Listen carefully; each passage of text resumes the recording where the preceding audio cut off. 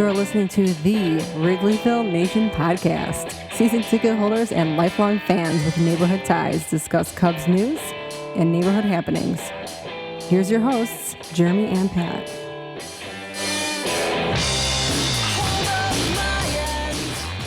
Hello and welcome to the Wrigleyville Nation podcast. This is episode 321 of the podcast. My name is Jeremy Deemer and I'll be your host. And I'm joined as always by my co-host. He's my cousin and he's high atop Wrigleyville tonight. How's it going, Pat? Going great, Jeremy. Thanks. It was a beautiful, beautiful day here in the city of Chicago. The weather was phenomenal and it capped off a fantastic weekend of baseball. I could watch the Cubs sweep the Cardinals all the time. It's never not fun to watch that. We will recap everything that happened last week. We will look at the week ahead.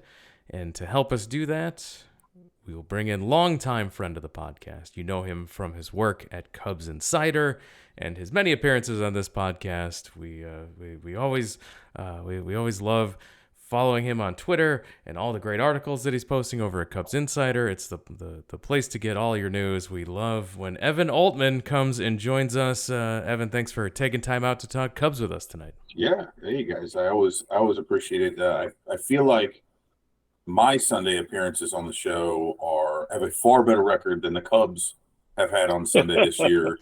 Although they just got a rare Sunday win.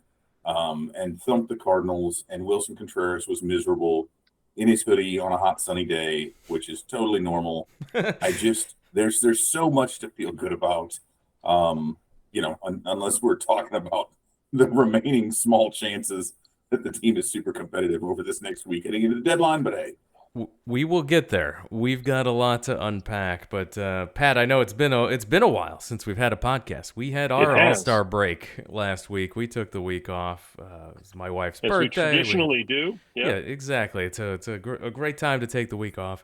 We are back this week. What's been going on since last we podcasted? All right. So here's the recap. We podcast shortly before the All-Star game. The National League won the All-Star game, although the Cubs don't get full credit for that, but they won the All-Star game.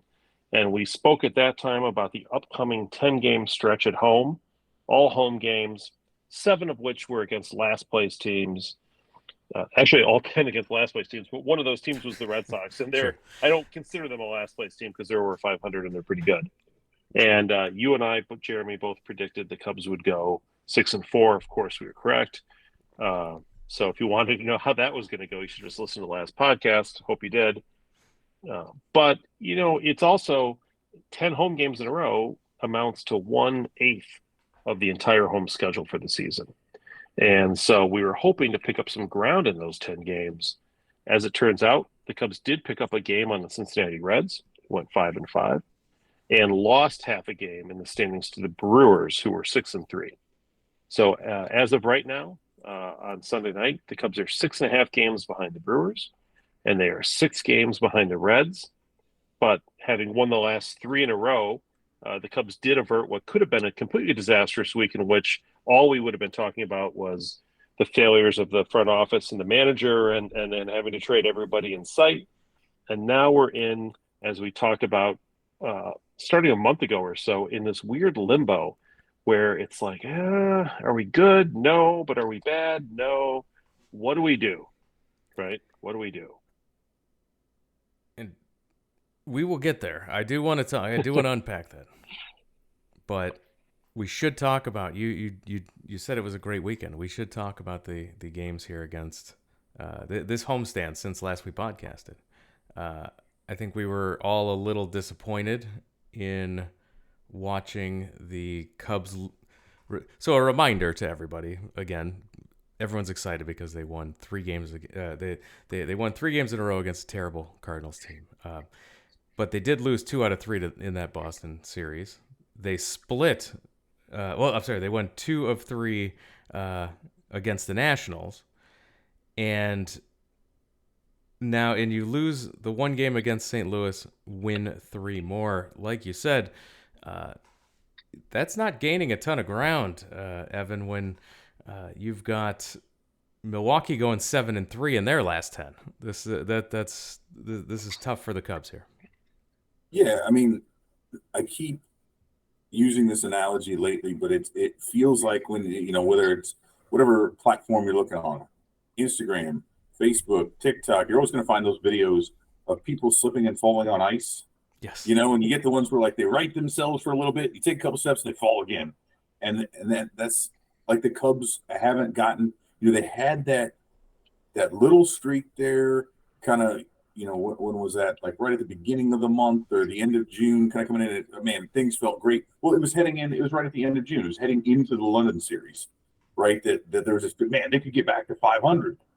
And then they dropped that second game to the Cards in London, and they came out of that super flat once they got back to the States.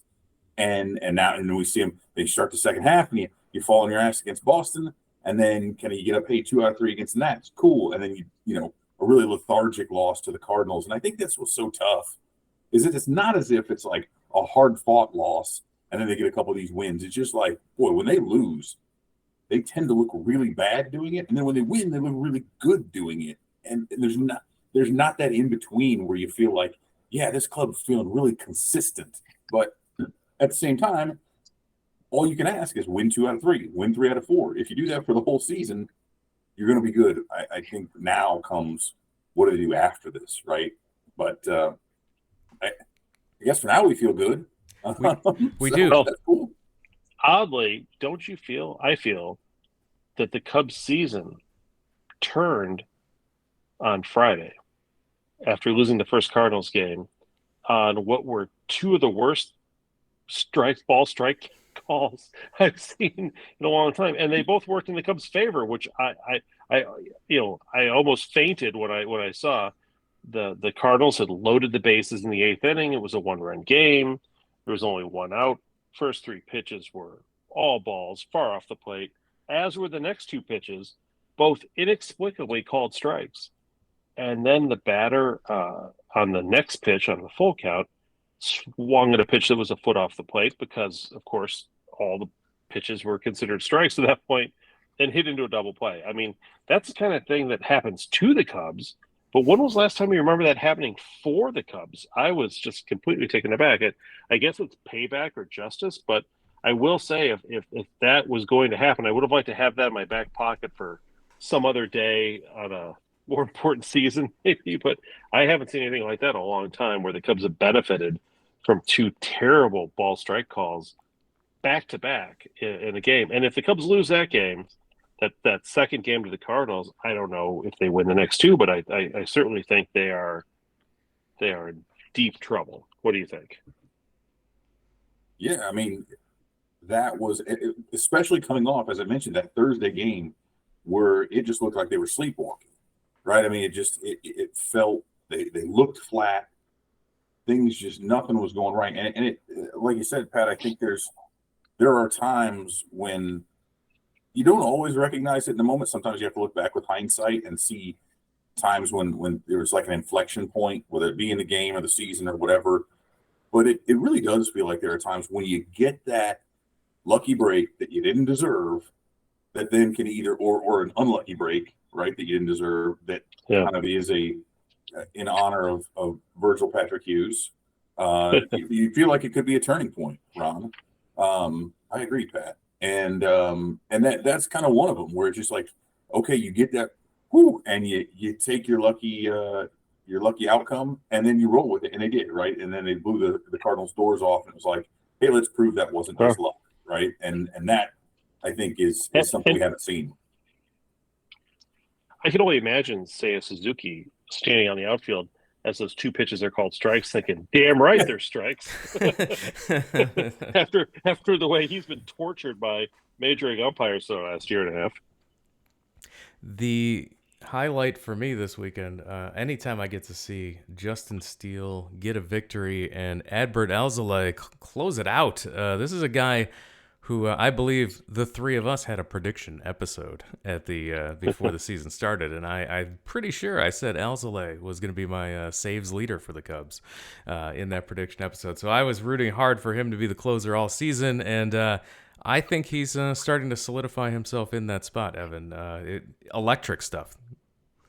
Yeah, I mean, that was, if I go back to well before the prediction episode and kind of when he was coming up, and I could probably go back, so we could go back a few years and and I had written a few times like I preferred this guy very much in a relief role. I'm not going to say I predicted he'd eventually be the closer, but I really, really preferred him in that role to starting. I think it's clear, like you said, he's got electric stuff. The velo plays up when he can go in and just empty the tank for one inning. I've just got to get 3 outs, and so you're seeing him in those mid to even in the upper 90s, right? And the stuff just plays because he doesn't have to worry about. It took him a while to develop that changeup that wasn't really coming along that well. He was having real trouble with left-handed hitters for a long time because guys could figure him out over the course of 4, 5, 6 innings. And so, yeah, and he has the presence of a closer, right? Yes. He's so fired up. And I think that sometimes guys who are kind of emotionally, he's not volatile, but he's very fiery. And I think sometimes being that way can really take it out of you as a starter. You can really burn up a little bit quicker because you are, he's up there, man. He's kind of a high strung dude, again, in a good way. And I think that plays much, much more in his favor in those short outings. And I love it. I mean, he's got the je ne sais quoi, right, of a closer, that they are different animals from other relievers and certainly starters. I love it. Keep them there. Let's roll. Yeah, Jeremy, I know we had our prediction episode.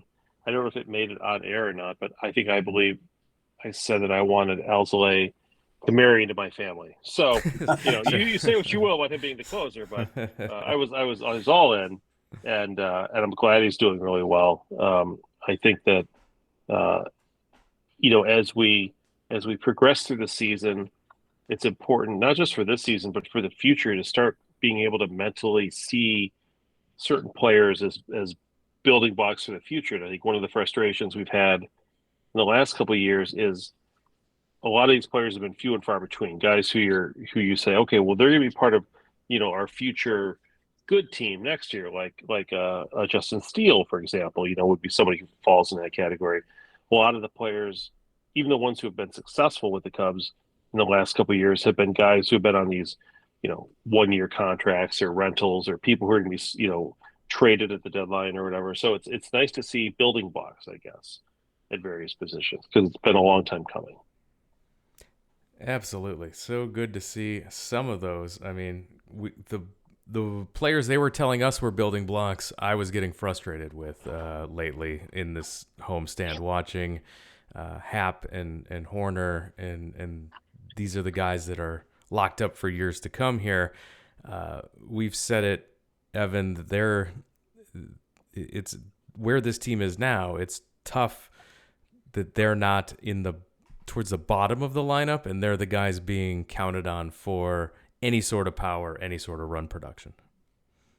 Yeah, I mean, I think what's actually kind of, I mean, if you look over the last few games too, especially that Nats series and the Cardinals series, right? We look over that because really, I guess through the Red Sox series and certainly into maybe the end of June, if we go back a few weeks, all those guys frequently it was Horner, Happ, Suzuki right there at the top, and they were all slumping at the same time. But then, like right as all of us were writing and talking and podcasting about how that was all going, it's like all of them decided collectively that, oh, well, we're all going to get on a hot streak here, and we're just going to start collecting multi-hit games. So like I think I had that in the line. I want to say the 3 of them have combined for 25 hits in the last 6 games or something prior to Sunday.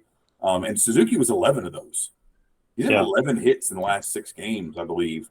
And making up for his previous 40 games, right? Sure. Which and it's funny. You talk about a 10-game homestand making up so much of the schedule, and it is crazy to see sometimes how just a couple of hot games can. I mean, Corner was batting down into the 260s, now he's up into the 270s or whatever. You can see a guy raise his batting average 10, 15, 20 points over a quick little hot stretch. I think though the issue there, and Happ hit that homer finally from the right side, hardest one of his career. But the issue with all of them, I know Horner had one, But Suzuki in particular is like, that was the big thing he was supposed to bring to the table. And I think if you look at left field, right field, first base, third base, outside of Patrick Wisdom, the Cubs have a decided lack of power at the 4 positions that are supposed to supply you with most of your power. Like, that's, your guys up the middle are not supposed to be your power output guys. And that's what it has been, unfortunately. Something's got to change there. And as much as I like these guys, what happened Suzuki, like, you can't carry 2 corner outfielders who are hitting 15 home runs a season. That's just not going to get it done unless they're going to bat 350, right? Which they're not. So it's quite the quandary they've got when it comes to where do you find the rest of that, moving forward. So Evan, I posited on the podcast last time we had a show that I think the Cubs have played the entire season without their best 2 hitters. And those best 2 hitters are like Freddie Freeman and Rafael Devers or something. The point is the Cubs don't have the, Swanson is a very good fielder, excellent fielder, superb. He's an okay hitter. Horner hopefully will be an okay hitter. As you pointed out, Happ and Suzuki have been okay, but not great as hitters. This team desperately needs 2 bats in the middle of the lineup that you are afraid of. And there's no one in this lineup who is that player.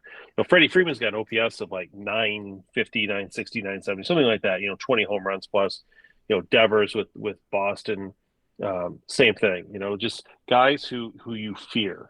And we desperately wanted the Cubs to go get Freddie Freeman when he was available a year ago, and they did not. But what they really need, and it's not easy to come by, these guys don't just fall off trees, obviously, but the Cubs need those 2 bats, whether it's Dawson and Sandberg, you name it, right? The guys who Lee and Ramirez, Williams and Banks, whatever. The guys who will actually, if you want to be taken seriously, I guess, as a team that can go deep in the playoffs, you need a couple difference makers in your lineup, and that's what I think has been frustrating. Because, like you said, when the singles hitters are all hot, the Cubs can score some runs. But on the days when they're not, they don't, and that's just they need some power in this lineup, and they need some guys who just intuitively wake up in the morning and want to drive in runs. Those guys.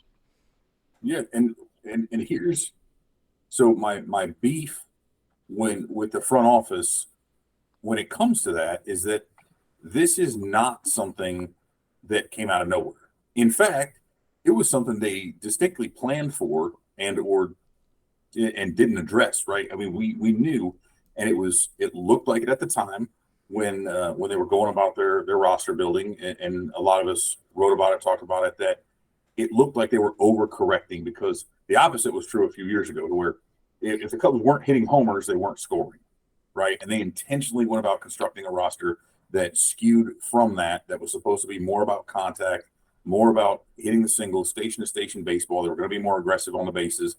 And there are 2 things that Jed Hoyer talked about, back in the winter that still stand out to me. One of which he stated explicitly that they needed more power, which is something that he reiterated recently. Like a Kyle Schwarber. Like if you don't cut a Kyle Schwarber. Right? Like who would want that guy? Why would you want to re-sign Nick Castellanos? That's a guy you just cut, right? Yeah. Just let him walk away. But the other issue here, and this speaks more to the Freeman endeavors on a level other than just what their production is, and this was more a paraphrase comment that came from Jesse Rogers in a conversation with Hoyer at the winter meetings, when Hoyer said something to the effect of, look at the Rays, they win without superstar players. And that is so damning when you say, A, we need power, B, they don't win they win without superstars. And it's like, that's great, but they've also got a whole different infrastructure when it comes to development and everything else. You cannot. Sounds like Jed's kidding himself. Somebody who says that is kidding himself. Yeah, no, and one team won at some point in time without a bunch of high-priced superstars. Okay, sure, but year in and year out, that's not a model especially for a big team like a big market team like this. That seems like a cop out from somebody who doesn't want to spend money. Yeah, there's absolutely no reason. Here's the thing. Superstars allow you so much more margin for error. I know a lot of people look at the Angels and be like, they have, well, I mean, as long as you're not the dumbest team on earth, which they have been. I mean, imagine not winning anything with Shohei Ohtani and Mike Trout, right? Seems impossible. Yeah. How awful do you have to be? Like, you have to try to lose that. But there again, the team was constructed so that they had to be at about an 85th percentile production rate around all those margins to be able to win. And when they do that, like they have the last 3 games against the Cardinals, they look great, like I said. But the problem is they simply have zero margin for error when that doesn't work, and there's not the power there, and they don't have that guy, like you said, Pat, who's in the middle of the lineup. Actually, Cody Bellinger kind of looks like that guy, at least right now, because every game now he's hitting a home run. Like, this is the dude. But, again, are they going to pay the Scott Boras going rate to sign this dude to hit in the middle of the order for the next 5 or 6 They're not. Yeah. So, and remember that when Cody Bellinger was signed, they signed him as a defensive player that might be an offensive reclamation project. Maybe we can fix something that the Dodgers couldn't find, or maybe it was something. There was a lot of, well, we can pencil in he's going to be great in center field, but he might still suck at the plate because he had struggled for years offensively. So while Bellinger is hot right now and looking great, and a guy I'd like to see the Cubs re-sign, this front office signed him with no intention of him actually being this power. Yeah, if you go back to the articles and to the tweets and to everything else written about Cody Bellinger when he was signed with the Cubs, there was a belief that if he turned things around, especially offensively, as you pointed out, Jeremy, that if the Cubs were successful and doing really well and hitting on all cylinders, he'd be a great piece, for the playoffs. And if they weren't, flip him. And that was basically the common theory, is that they would flip him at the All-Star break if he was doing well, or even doing remotely well, post All-Star break, because he is a free agent at the end of the year, and Boros is his agent, and he's not going to sign a deal in the middle of the year. And that was sort of the theory. Now, lately you see people, on Twitter especially, and other social media, right? There's no way you could do that. No way you could do that. And in part because you look at the rest of the lineup and you're like, oh my God, what would you do without Cody Bellinger? Oh my God! But right? Even so I guess maybe this is the part where we transition into this part of the conversation. But even after winning 3 in a row and 5 out of 6, the Cubs right now are on pace to win 78.5 games. I predicted they'd win 78. Jeremy, you thought they'd win 79. And Evan, you suggested they'd win 80. So we're not exactly like wildly off. Like, they're sort of doing what we thought they would do. The question is this a team that's going to become marketably better, as is? Or is this a team that really has a very narrow window, if any, of for playoffs and should investigate, at least possibly explore the idea of trading their 2 impending free agents in Marcus Stroman and Cody Bellinger, and how do you sort of philosophically see that? Is that giving up? Is that a wise play for next year? What do you do? Like, I think that's sort of where I think a lot of fans are, and the Cubs have not done anything in the last couple of days to make that an easier question. If the Cubs had lost 3 out of 4 to the Cardinals, trust me, nobody would be saying, oh, the Cubs should maybe hold on to these guys. They've got a shot. Everybody would be like, get rid. This team's a bum. Get rid of Hoyer. Like, trade everybody. So what do you do, I guess, at this point? Like, where are the Cubs? I mean, so they're only 3 games under 500 now, right? I think it feels like the 500 mark is kind of, again, for lack of a better term, it's a line of demarcation in terms of, like, can you really go? I mean, Milwaukee's still 10 games over, though. I mean, like you said at the beginning of the show, still 6.5 games out. If you don't win, right? If you don't win half your games, you're not going to the playoffs. As a historical rule, right? Mm-hmm. Yeah, you've got to do that, and I think it also comes down to, and it's funny because, like I said, this is absolutely performance wise the best possible outcome you could have possibly hoped for Bellinger. At the same time, it puts the front office in a far worse predicament. If he had simply been a league average hitter with excellent defense in center and first, no problem trading the dude, right? Nobody cares. He goes down as eventually one of, it'll be a great rarity score in the immaculate grid because it's like, who's a guy who was, rookie of the year MVP and played for the Cubs and Dodgers, right? Oh, yeah, it's Cody Bellinger, and everyone forgot about it because he played for them for part of a season, and that was it. And but he's their best player right now, and so the Cubs are in such a tough spot because everybody wants them to re-sign him, but they probably won't. And then if they end up trading him, and let's be honest about that part of it, can we? He is a Boros client. He is doing remarkably well. And so when he becomes a free agent at the end of the year, regardless of whether he's a Cub or whether he's, with any other team, Boros is going to be pushing for the best deal he can get for his client. Fair enough. And that deal is probably, given the lack of quality hitters in this particular free agency, that deal is going to be a 5-year deal. And it's going to probably pay somewhere in the $140, $150 million range. And I promise you, and Jeremy, mark this down on your notes here so that we can replay this. When Cody Bellinger signs with somebody else for that large deal, that large 5-year, $150 million, whatever it is deal, Cubs Twitter will be aflutter with, I really wanted Bellinger back, but gosh, not at that price. That's just too much. Like, we can't afford to do that. And that will be the absolute reaction of a lot of people.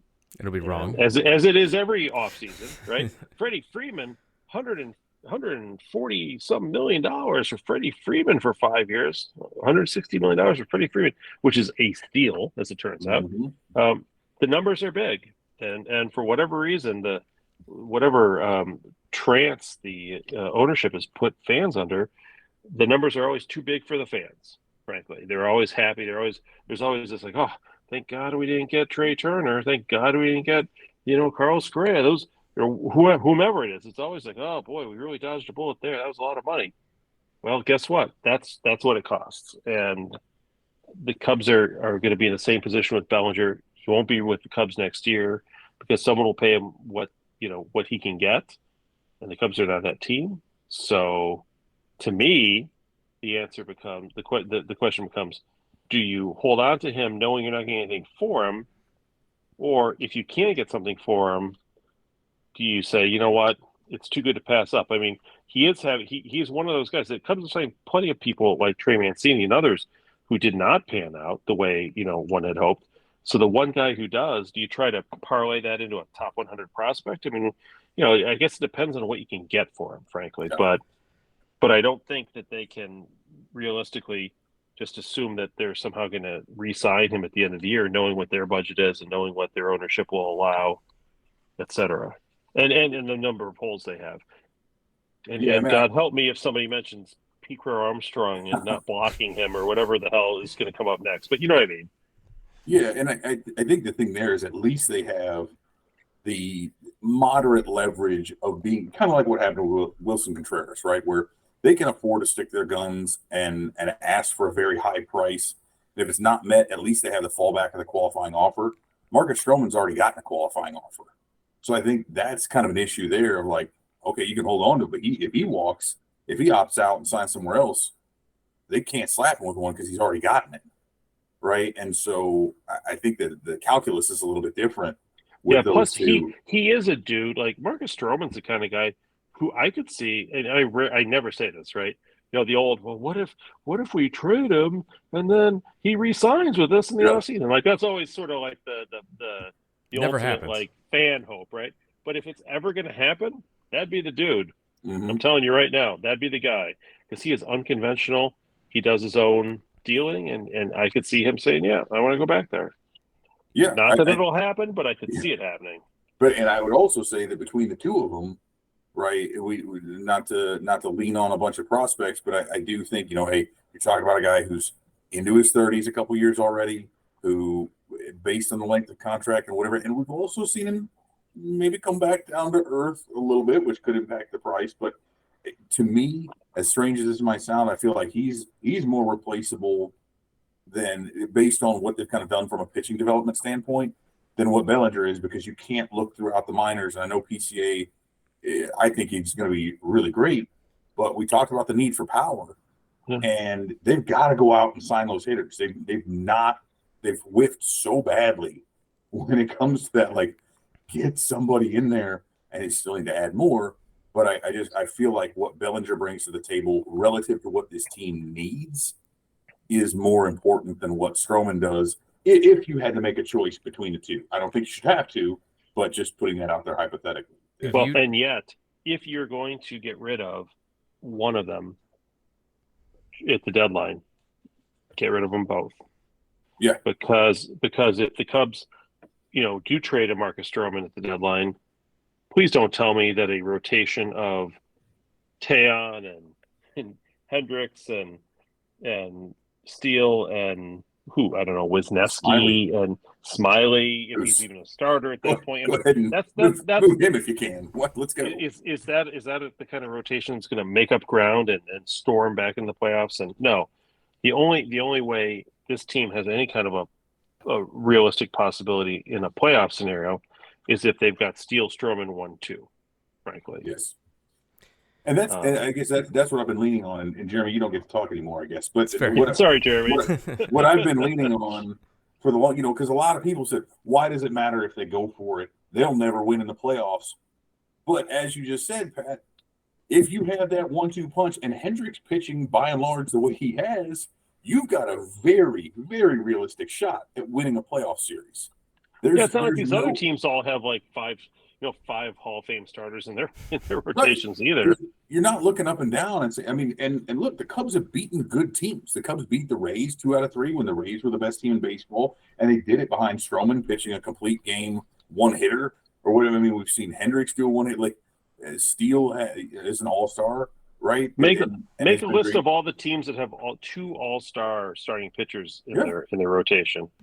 And and look at the quality starts. Like that's the thing to me. My argument is the Cubs have as good a shot as anyone if they can make it to the playoffs of getting hot. And look at what the offense can do. And when you see again, now the issue, we'll go back to power. That's the other thing, is that all the time teams that out homer their opponents win more frequently, because when you have the good pitching, when the scoring is lower, when the hits are limited, it's those teams that can drive the ball out of the yard. And that's the issue that I think we run into when we try to discuss those chances. But when you have the top of the rotation like that, I do think that's the thing I keep looking back to that says absolutely all you've got to do is get in. And, by the way, winning a few more bowl games and keeping star players around will also help you sell subscriptions to your new marquee direct-to-consumer streaming product and, buy more tickets to the games. It doesn't make any sense to me that this team would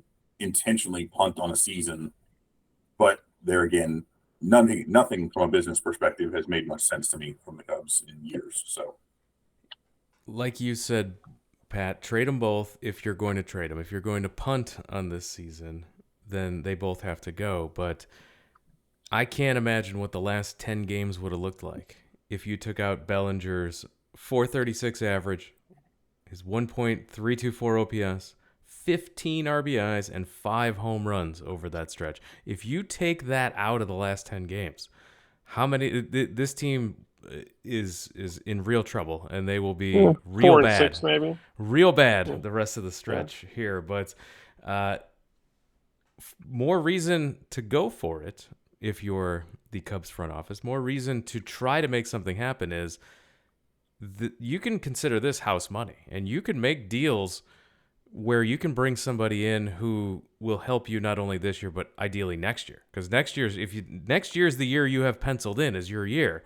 And then you can make a play for it. Like you mentioned, Evan, just get in and the hottest team wins. That's how whoever gets hot at the right time in October wins the playoffs usually. Get in, give it a shot. And the Cubs are within, they might have we've talked about who Milwaukee is, who Cincinnati is in front of them in this division. Not super scary yet, but they're in the mix here with the wild card, and these wild card teams of Arizona, San Francisco, Philadelphia, Miami, San Diego. Those are your wild card teams. None and of the those, Reds, potentially, right? of course, yeah. And so, Yeah. so you could make up 5 games in this wild card here by any of these teams can get real bad real fast, and you It's can a get hot lot real of fast. teams. It's a lot of teams to have to pass, though. Don't you think? It is. Maybe you do like Cold Trickle in Days of Thunder, and you just make sure you get out of the pit ahead of the yellow, and you can pass the whole field. But my deep cut Tom Cruise movie knowledge shows itself, and it's finally worthwhile. But I guess that's not really a deep cut. Days of Thunder is a pretty big one. But no, the thing to me, right? Again, we look at this, and I keep looking back on the Braves in 21. Yep. Right. They traded for Jock Peterson, right? And then when he went there, people were literally telling him like, "Hey, you might not even want to unpack your bags. You might end up getting flipped again." The Braves were under 5. I think the Braves and Cubs had identical records. Identical records, correct. Yeah. Was that at the All-Star break itself? It was during the break. Yes, it was. I wanted. They were 49 and 51, I believe. Right. So 2 games under. The Braves bought. Right and here's the thing, right? The caveat to this whole thing. Now, granted, Jock Peterson was not Cody Bellinger. The performance did not match up, but it's a similar kind of a concept, right? And the guy the Cubs got for that, Bryce Ball, is now no longer in the organization 2 years later. But the Braves went on to catch fire even without Acuna Jr. and won the World Series. And so I'm not saying, hey, the Cubs can win the World Series, but they're 3 games under 500 right now. Almost an identical spot, granted, 10 games later in the season, but there's nothing to say. If you can go and find that guy who Peterson ended up being for them in a way, right? He was kind of that emotional spark, but if you can find the right fit, there's nothing to say all you've got to do is get in. There's nothing to say they have to win the division or they have to have X number of wins or whatever. You just have to get there. And I think that's something that they could do if they so choose. And it doesn't need to result in the World Series. That's the thing. Everybody says, "Oh, you can't buy right now." We're not saying they've got to win the World Series if they make buy trades. They have to put themselves in a better position to try to win over the last portion of the season. And they absolutely have to be winners next year. They have, if Hoyer is, and I assume he will be next year, he cannot afford a 4th straight rebuild, trade people at the deadline season. You've got to be above 500. You've got to be competing for the division lead and being a playoff favorite at some point. There's just no other way around it. So why try to do that all in the off season? Why not do some of your shopping? Yeah, especially when you have as many holes as the Cubs have, and potentially 2 more huge holes that they could acquire. I will say this: I think that what you're describing in terms of the possibility of getting more players or even a player and getting better. Yeah, I could see for a team under 500 like the Cubs, if this had been like the 2004 Cubs, right, where they had tons of talent and between injuries and other things and just kind of bad luck, they just weren't clicking at all. But you felt like that team could really win. Do you really feel like, I don't know. I mean, we're coming off a 3-game win streak, but I don't look at this team and think, wow, this is a team that's poised to go on a super hot streak and be, and play 650, 700 ball for the next month. I don't know. I've watched them all year. I don't have enough confidence in the starting rotation, top to bottom. I don't have enough confidence in the bullpen these days, frankly. And I think that when we're not hitting like we have the last week or so, we've seen what the single hitters Cubs can do, and I don't know. I'm a little bit maybe I'm overly pessimistic, but I just worry that that's not the Don't you wish? That's not going to happen. Don't you wish the Cubs were playing those 3 games against Cincinnati before the trade deadline, so you could really see, hey, if you I'd take like to do that right now. if you sweep this team, then hey, we're gonna make a go for it. But they will only be able to play 1 game against Cincinnati before having to make the decision. 100%. Do you two have the same like visceral anger response to the idea that the Cincinnati Reds are the most fun team to watch in the NL Central? It's so I hate the weird. Reds. Oh, like I hate it. Hate it so much, and yet I can't take my eyes off of Ellie De La Cruz and the things that he's doing. And I'm like, why are good things happening for the Cincinnati Reds? It's undeserved. Undeserved. It is. Yeah. It's not as much so as if because the Brewers have never been fun to watch. No. They've been competitive, but like they're still the Brewers, and it's still like this, kind of just is a lot of times it's an ugly brand of baseball, and it feels very indicative of Craig Counsell as a person. And so I'm just like, it's why how is this happening? You defy logic.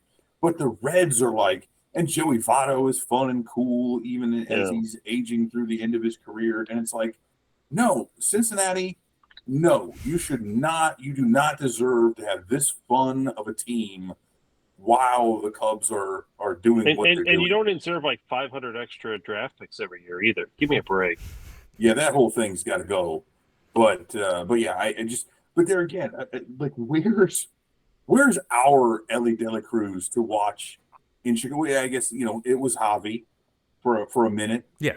Right. Mm-hmm. And that's but I get that's where I go back to, and Bellinger is doing that lately. But again, the fact it remains to be seen, right? How many times have we seen this? There were guys. The Cubs have always had that guy, not always, but for the most part. I mean, Alfonso Soriano at his best could carry the club for a week or two at a time, even when nobody else did it. Sammy Sosa, good Lord, was doing it. KB could do it. Rizzo could do it. Javi could do it to where, hey, it didn't even matter if the other 8 guys weren't playing that well. You had one dude who you just felt like who would win you a couple games a week. Yeah, in a bad week. Who is that? Right? Is that? I don't feel like Nico Horner's an excellent player. He's a fine player. Nico Horner's not that dude who I'm going to look at and be like, oh, yeah, man, he's going to hit 8 home runs this week, and then nobody else did anything. Nobody hit 8 this year, but is that guy. Yeah, they don't, and I don't think they'll find that at the deadline, but that speaks to what you said about can they play 650, 750 baseball? Of course not, because they don't have that. Their best 2 players, Freddie Freeman and Devers, right? I mean, that's what those guys can do that. Yeah. Going into the trade deadline, the Cubs' schedule has 2 games at the White Sox, then 4 games in St. Louis, and the 1 home game against the Cincinnati Reds. I think we should go to that Reds game. What do you think? We're going to go to at least one of those Reds games for sure. There's a 4-game Reds series. We will, as a podcast, go to that game. I think we should go to the first one when it matters. That would be ideal. But looking at where the Cubs could be going into the trade deadline here, you're playing 2 real bad teams in the White Sox and Cardinals again here. So they could. Now we always say this when they go up against bad teams that this is where they could really go off on a hot streak and really run off some wins, and then they always seem to lose 3 of them. And that White Sox team has been decimated the last 2 days by losing heartbreaking games to the Twins in extra innings where they had huge leads and they blew them, and now they're completely out of the playoffs. They're like 11 games back or something. They're dead. That's a dead team walking. Top to bottom, dead team walking. Which is but those are the kind of teams that I feel like. And granted, the Cubs got 2 out of 3 from the Nats, right? But they lost 3 out of 4 to them the last time. I feel like those are the ones that they can get up for good teams and rivalries. But I don't know if they're just overlooking or what. This has all the smell to me of like you're going to be lucky to get out of the South Side with a split. I feel Yeah, like no is kidding. where it goes. Because this is their World Series, they got nothing left to play for. Yeah, I mean, and they never have because they God really don't hates have us, anything left to and play for other than the Cubs anyway. But on the off chance that they thought they had anything else to play for, they certainly don't think that this year. So speaking of which, like, how badly have they failed in their own rebuild? Oh, misery. Yeah, Like, they traded everyone and had like the top eight of the 10 top prospects in baseball for a minute there, and then like, wow. there's no question that Hahn and Kenny Williams should be fired, right? It's been a decade. They haven't done squat. They got to go, I think. But and that's what's funny. Though, everybody's like, "Oh, Ricketts cheap. Ricketts cheap." And look, I'm not going to defend him, but man, let's look at what's Reinsdorf doing down there. I mean, well, if you're what are you 90 years allowing to old, happen? you really should try to play for them now. There should be a sense of urgency. Yeah, it's the think Peter so. Illich thing, right? Like, you're like, you don't have a lot of years left. Like, what are you doing? Yeah, but hey, Tony La Russa can manage the team for a while. Yeah, right. So seeing that we are so good at predictions, Yeah.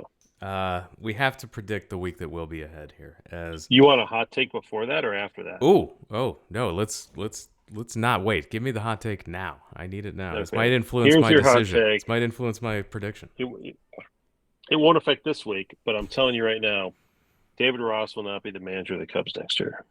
Oh, okay. Well, be careful out on that limb there, Pat. It's Yeah, that's lukewarm at best. yeah. I'm telling you. Well, then you predict it. Then No, I'm not. I'm not willing to. Then my hot take is that he's back, and it wouldn't Okay, matter there you year go. next year. And we'll settle that next April or March or whatever. So don't you worry. I have that one Or- written down. Yeah, October 3rd, right? Yeah. We may know one or the other. Right. But for this week, Yeah. what do you think? We'll start with Evan looking at the upcoming 6 road games. Oof. I hate the idea of playing your biggest rival in like near consecutive home and home 4-game series. That's very strange to me. But I already said I feel like it's a split on the south side. And something, man, again, a 4-game series, I feel like I can't go more than 3-3. Honestly, I kept talking about the slipping on ice thing. I feel like we're going to see the Cubs bonk their asses on the ground a couple times. So yeah, 3-3. Pat? I could be convinced for 2-4, but I agree. I think it's 3-3. I think the Cubs do split with both teams, and I think next time we talk, the Cubs will have sold several of their key pieces, including Marcus Stroman and Cody Bellinger. That's a hotter take than the Ross thing, I feel like. Yeah, well, there you go. I'm full of them. That made up for it. You turned up the heat a little bit. Now we are. I mean, I think that's where we're at right now. You know, I think next week the Cubs go 4-2. They do split against the White Sox, but this Cardinal team is bad. And even though they're at home, I watched the lineup that they put out today, and that's a team that was saying we're not playing today. We're already on the bus going back to St. Louis. They out Cubs the Cubs. Yeah, I agree. So this team is done. They've given up. The managers lost the clubhouse. They're looking at who they're trading. They're looking at sitting guys and assets ahead of the deadline.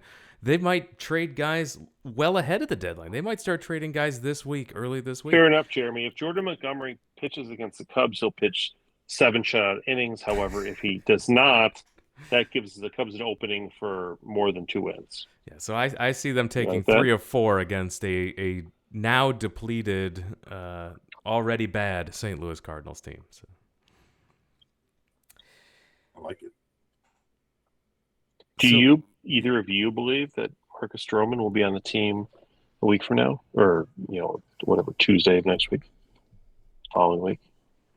If I'm very wrong in my prediction and they go 5-1 this week, I think the chances of him still being on the team are far greater than if they split and go 3-3. I think that's a thing. But Do as I you said think that's earlier, a healthy? yeah. I think it's a healthy way for the organization to look at it in terms of No, like an extra win here or there that changes the course of history. Because I kind of no. feel like the fans anyway from day to day kind of feel like that. I wonder if management is as equally torn or not. No, but I think it does come down to, I mean, again, as you get closer to it, and as I mentioned, I think you have a little bit less leverage with him when it comes to do we trade him or not, and I think he's very likely to be moved. But at the same time, if you move yourself into a position of what if they go 5-1, right? They're Yeah. over 500, assuming, and it's not just what they do. I guess I should qualify that, right? If the Brewers fall on their ass, if the Reds do the same thing, and now all of a sudden we're talking about a 6.5 game deficit. But if you shave 3 or 4 games off of that, and now you're talking about a 2.5 game deficit, and then they start calling it a white flag trade, right? Like, that's the. Can you really do it at that point? Because then you can actually go for it, and people get it. I wonder what that looks like if you are 2.5 games out and you sell off. What does that say, right? Versus being 8 games back, that's tough to swallow for fans. Yeah. Assuming that they do go 500, as you predicted, do you think they also trade Cody Bellinger? I still think he's less likely to be moved in that situation unless they get somebody to drastically overpay for a rental simply because they can at least get a very nice number 69 pick in next year's draft. Isn't he worth more than a 69th pick? I'd hope so. He is, but so is Wilson Contreras. I think though where it comes in is you can look at that and say, because whoever you get back not only has to at some point help fill the void that he leaves, at some point from a value perspective, but given the minor league roster limitations that they have, that's probably going to displace someone from a minor league roster at some level. And so they've also got to be that much better than that person, proportionally speaking. And so, again, I look at this, in the value that you get. I think Jed Hoyer is going to set a certain value for him. Is if I cannot get above this, then we hold on to him, because otherwise, like, he's going to have to be a top 100 prospect. It absolutely has to be. God help me. In a position of need, right? 69th best player in the draft next year. Yeah, but if they don't, if somebody's like, well, we'll give you our number, but that's what I think. If you get that guy, I can see moving him. But if teams are even, holding out and trying to, as long as Dusty Baker doesn't scuttle the deal, I guess that would be part of it. So, would you trade for Wilson Contreras if the Cardinals agreed to pick up all but say $12 million a year for the remaining? Like, if we had to pay him if it comes to pay him $12 million a year for the next 4 years. Now he's going to keep hitting like he has been. Better than our other catchers, though. Yeah, maybe, but I also most of our better players, but better than most of our other players. But I don't know. I still see. I wasn't that upset by letting him leave. I just don't know that I don't feel like we saw with the Cardinals pitchers. I mean, even though they said publicly otherwise, we've heard a lot of reports that the Cardinals pitchers were the ones behind him not catching very much anymore. So what if the Cubs only had to pay him $10 million a year for the next 4 years? Yeah. And the Cardinals had to know that every time he got a hit a home run, that they were paying for it. That would be nice. Actually, that part would probably be the best part. Yeah, that's what I think too. The problem with trying to guess what they're going to do at the deadline is they don't know. Have the decisions already been made? Yeah, that it all comes down to, are you going to re-sign these guys or not, right? And we know that they have not had any conversations or negotiations with Marcus Stroman intentionally, which makes me think that they're not going to get him back, and they're not going to get Bellinger back in free agency either, which is why I think the idea of not trading them both. I mean, look, they've created this paradigm. It's not like I wanted to do this, right? They create this complete construct where the only logical thing to do is to trade both of them, and that's what irritates me the most. Frankly. A real big market team, the only logical thing to do is re-sign both of them. The only logical thing to do is to buy more people right now. Yes. If you're a real big league team, right?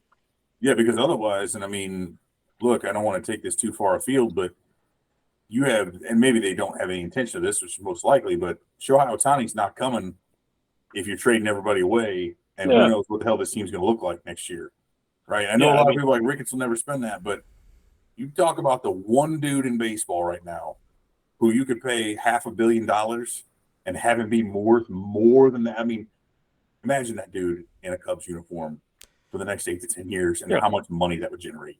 A real big league team, big market team would go out right now and trade for a Ryan McMahon from Colorado to put him at third base, get like a really legit setup man for Alzolay in the bullpen, and say, all right, let's go. We got a easy schedule the second half. Let's go win it. Right? That's what they would do.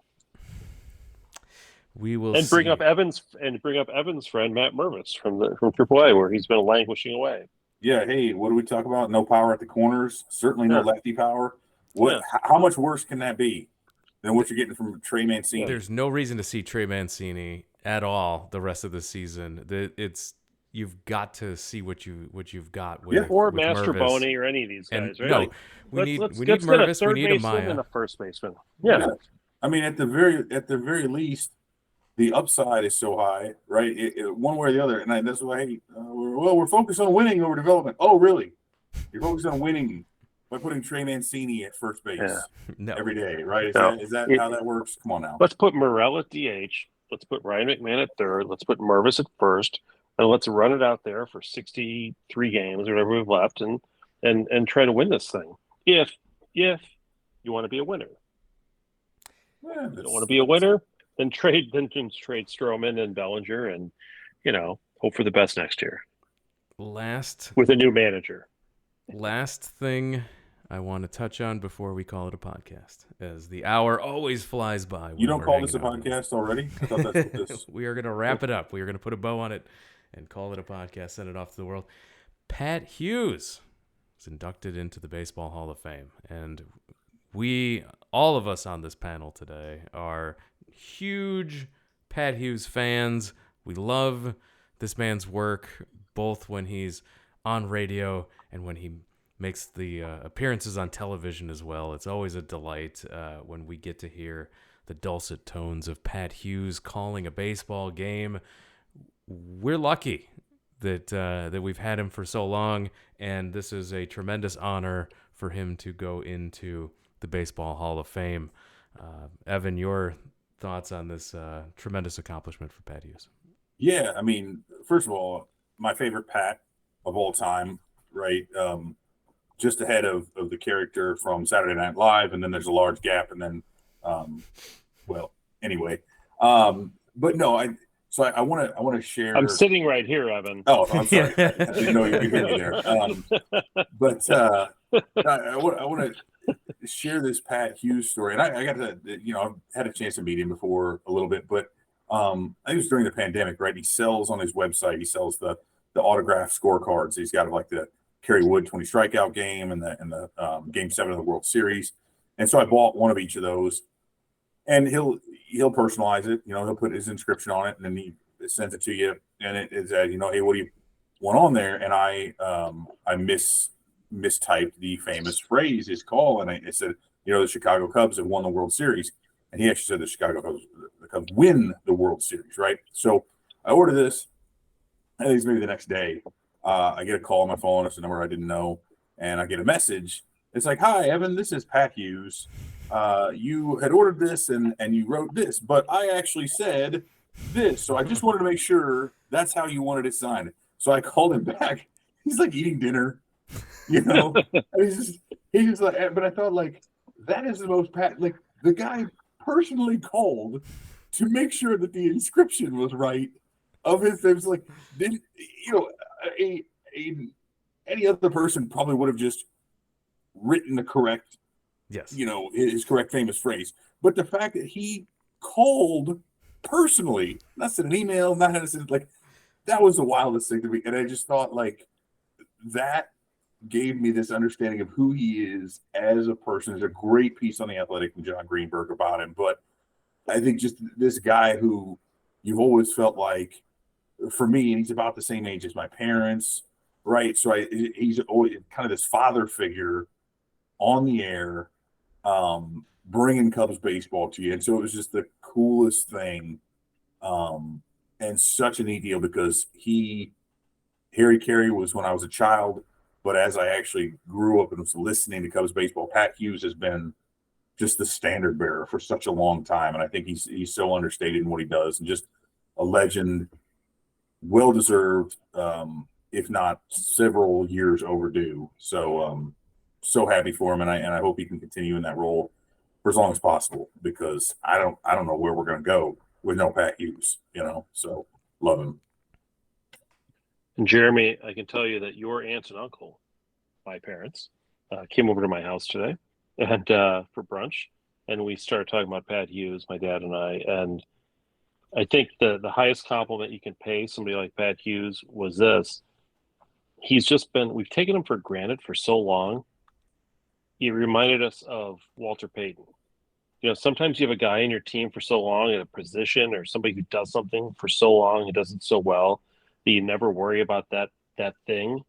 And then one of these days you're going to wake up and realize, oh my gosh, like that's not how life is always going to be forever. Right. And he's such a steady guy. Right. And he's done such a wonderful job, understated as can be, but just so effective for so long. And it's just, it's certainly well-deserved.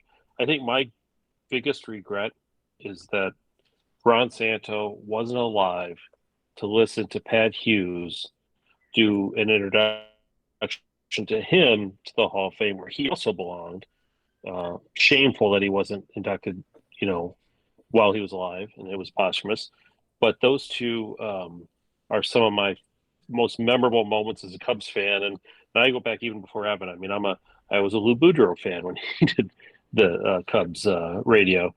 But having Pat Hughes on the radio there's a comfort level. It's like having your friend there. It makes the radio feel different, and it'll never, probably in my lifetime, I doubt, I'll ever feel the same way. So I just very much appreciate what he's done, and it has reminded me that I have to cherish and appreciate it for as long as I had the opportunity. I'm glad you mentioned that because that's what I was going to say. Is I mentioned we take him for granted, and I tell you, after watching his speech today and the write-up you mentioned in the Athletic, that I will now continue to listen to games with that extra. Hey, appreciate this a little bit more than we have been because we can't take it for granted. He is a treasure and just an awesome guy and he's awesome at his profession. So definitely let's all continue to give Pat Hughes his flowers and enjoy him on the broadcast. And with that, we have to wrap it up. We have to call it a show. Pat, do you have anything else before we let Evan go and we wrap up? So it's going to be a really exciting week. And by the time we next podcast, we very well could have some major answers to what's going to happen.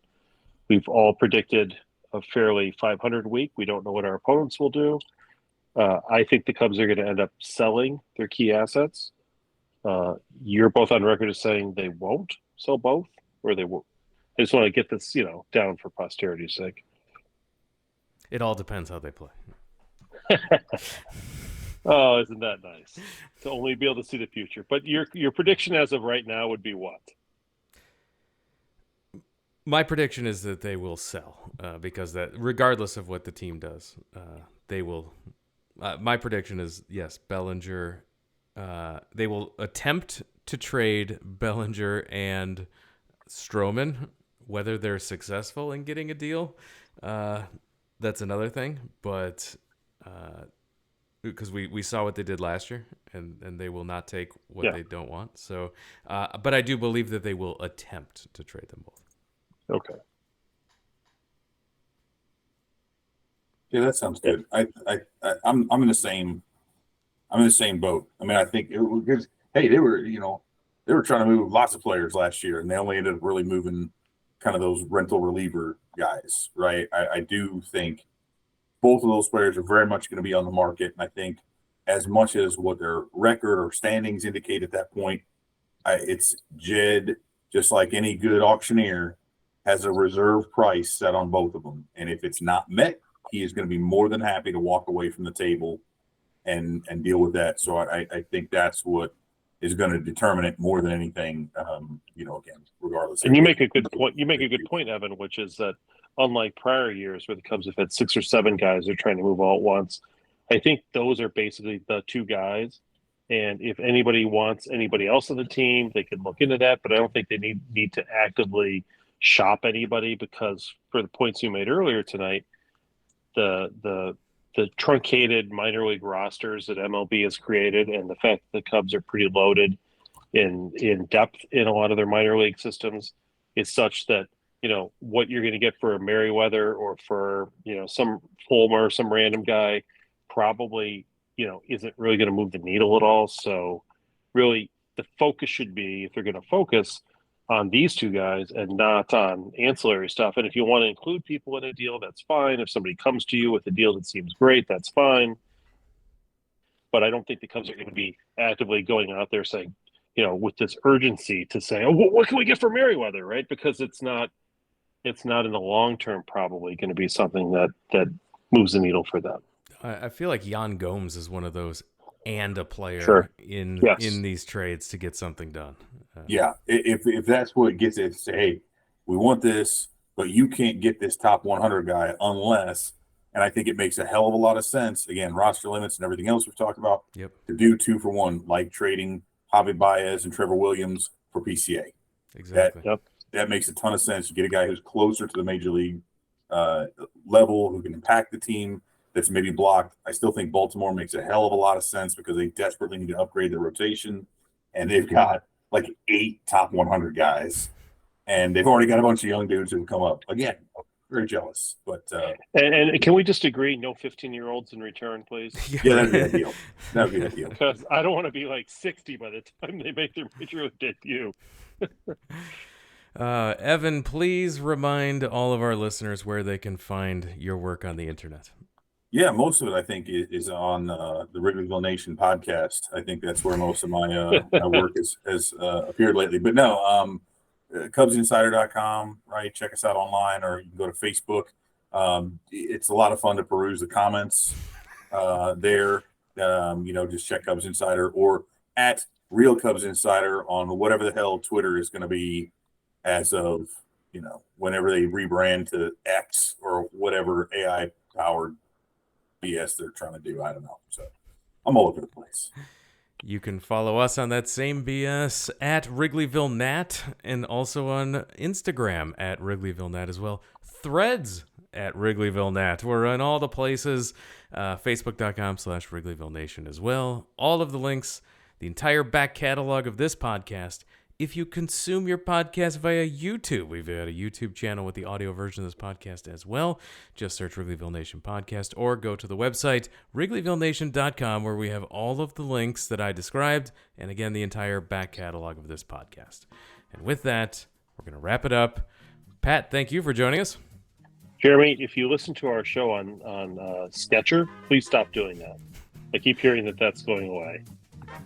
Thanks again, everyone, for listening, and we'll talk to you again next time.